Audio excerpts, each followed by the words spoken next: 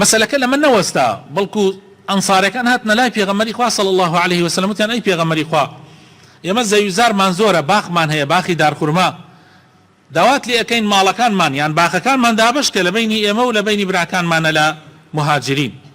پێغەمبەری خوا صلی الله عليه وسلم فەرمووی خوای تەعالا بەرەکەت خاتە ماڵتانەوە، بەرەکەت خاتە باخ و سامانتانەوە. بەڕاستی ئەوەی ئێوە ئەیکەن کەس نایکا، با ماڵ و سامانی خۆتان هی خۆتان بێ، با باخی خۆتان هی خۆتان بێ، بەڵام ئێوە ئەوان بکەن بە شەریکی خۆتان، یعنی بیان بن با کاسبیتان لەگەڵا بکەن، ئیشتان لەگەڵا بکەن تا فێری باخداری و زەراعەت ببن وە لەگەڵیانە بەرهەمەکە دابەش بکەن، بەڵام مڵکە ئەساسیەکە بۆ خۆتان بمێنێتەوە.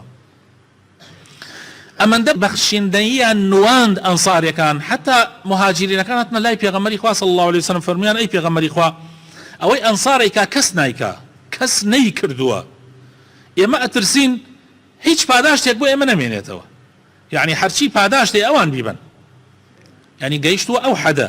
لەبەر ئەوە پێغەمبەری خوا صلی الله عليه وسلم ئەم فەزڵەی قەت لەبیر نەئەکرد، ئەوەی ئەنسار کردی کەس نەیکرد. حتا خوای تەعالا ئەو ئاەتەی کە لە هەفتەکانی پێشوا خوێنمانەوە کە خوای تەعالا لە سوورەتی حەشرا ئاەتی 9 وەصفیان ئەکا، وەصفی ئەنسارەکە فەرمێ والذین تبوأوا الدار والإيمان من قبلهم يحبون من هاجر إليهم ولا يجدون في صدورهم حاجة مما أوتوا ويؤثرون على أنفسهم ولو كان بهم خصاصة ومن يوق شح نفسه فأولئك هم المفلحون.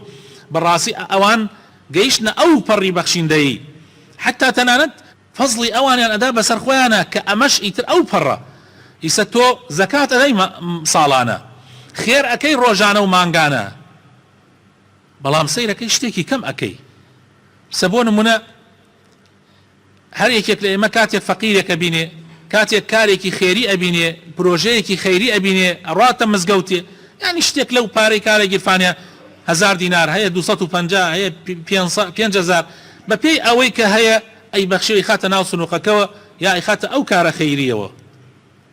هەر یەکێک لە ئێمە ئەمە کارێکی باشە و جێگای دەستخۆشیشە، بەڵام تۆ بگەیتە ئەو حەدەی کە ئەو کارە یان ئەو کەسە فەقیرە بێنیتە ئاستی خۆت، ماڵەکەتی لەگەڵا دابش بکەی، ئەمە ئیتر زۆر گرنگە، زۆر مهمە بەڕاستی. ئەی ئەگەر ئەو فەزڵ بدەیتە سەر خۆتە، ئەوەی بۆ ئەوەی کەی بۆ خۆتت نەکردبێ، بۆ ماڵ و مناڵی خۆتت نەکردبێ، ئەمە ئیتر قیممەیە خۆشەویستەکانم، لوتکەی بەخشیندەییە. ئەنسار ئاوا بوون، بۆیە خوای تەعالا وەصفیانەکە ئەفەرمێ ويؤثرون على أنفسهم ولو كان بهم خصاصة. فضلی ئەوانیان ئەداوە سەر خۆیانە ئەگەر چی نەشیان بوایە. لەبەرەوە پێغەمبەری خوا صلی الله عليه وسلم ئەی فەرموو ئەگەر هەموو خەڵک دۆڵێک بگرنە بەر و ئەنسار بە تاق و تەنیا دۆڵێک بگرنە بەر، من لەگەڵ دۆڵی ئەنسارە ئابم. و ئەی فەرموو ئەنسار هەر کەسێک خۆشیانی بوێ ئیماندارە و هەر کەسێکیش ڕقی لێیان بوێ منافقە. وأي فرمو دعاء بيانك أي فرمو اللهم اغفر للأنصار ولأبناء الأنصار ولأزواج الأنصار ولذرار الأنصار.